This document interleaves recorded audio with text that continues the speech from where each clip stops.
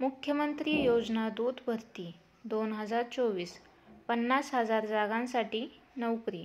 महाराष्ट्र सरकारने आता एक नवीन पोस्ट काढलेली आहे, ती म्हणजे योजना दूत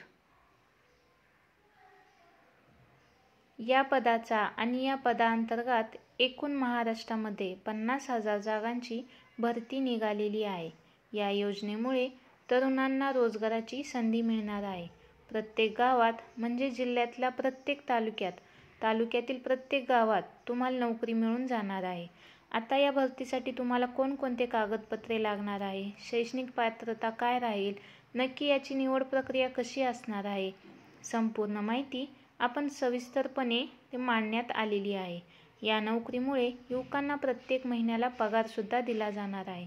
राज्य सरकारने या योजनेसाठी अर्ज प्रक्रियेची सुरू करण्यात आलेली आहे। मुख्यमंत्री योजना दूत अंतर्गत 50,000 जागेसाठी भरती निघालेली आहे। महाराष्ट्र राज्यात मुख्यमंत्री योजना या कार्यक्रमाची अंमलबजावणीबाबत 7 ऑगस्ट 2024 रोजी GR काढण्यात आलेला आहे। तर यामध्ये काय काय महत्त्वपूर्ण माहिती आहे आपण सविस्तरपणे पाहूयात। या भरतीसाठी मुख्य म्हणजे कोणतीही प्रकारची परीक्षा किंवा मुलाखत घेतली जाणार नाही। उमेदवाराची थेट निवड केली जाणार आहे आणि तुम्हाला जर तुमच्या गावात राहून नोकरी करायची आहे तर नक्कीच राज्य सरकारच्या या कार्यक्रमाचा लाभ तुम्ही घेऊ शकणार आहात। तुमच्या गावात, तुमच्या शहरात राहून या नोकरीचे लाभ तुम्ही घेऊ शकणार आहात।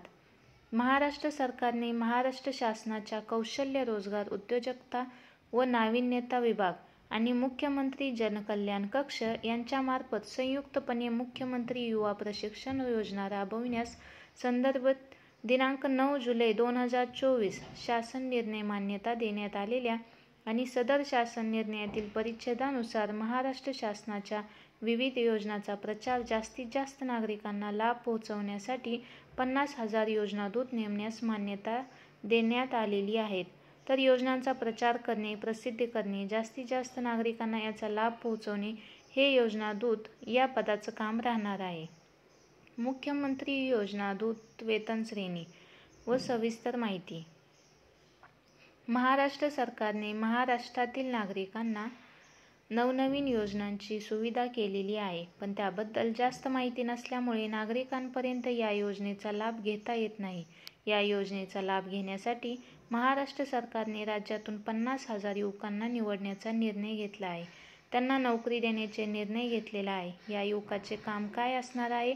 जे शासनाने नवीन योजना काढली आहे त्याबद्दल त्या योजनेचे प्रचार करायचा आहे, त्याला प्रसिद्धी करायची आहे व जास्तीत जास्त नागरिकांना त्याचा लाभ मिळवण्यासाठी सहाय्य करायचं आहे।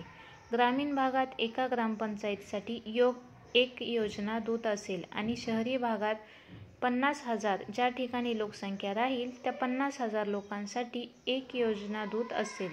अशा प्रमाणात महाराष्ट्रात एकूण 50,000 योजना दूत असतील। योजनेचे नाव काय आहे? या योजनेचे नाव मुख्यमंत्री योजना दूत कार्यक्रम पदसंख्या किती असणार आहे? या योजनेसाठी 50,000 दूतची निवड केली जाणार आहे। मिळणारा लाभ, वेतन एकूण किती? 10,000 प्रत्येकी। महिना कालावधी करार 6 महिने असणार आहे। या योजना दूतात किती पगार आहे? 10,000 प्रत्येक महिन्याला, एवढे पेक्षा जास्त मिळणार नाही। कोणत्याही परिस्थितीमध्ये वाढवण्यात येणार नाही, ही गोष्ट फक्त लक्षात ठेवा। 6 महिन्याचा करार आहे आणि हा 6 महिन्यात तुम्हाला हे काम राहणार आहे, म्हणजे कंत्राटी नोकरी असणार आहे।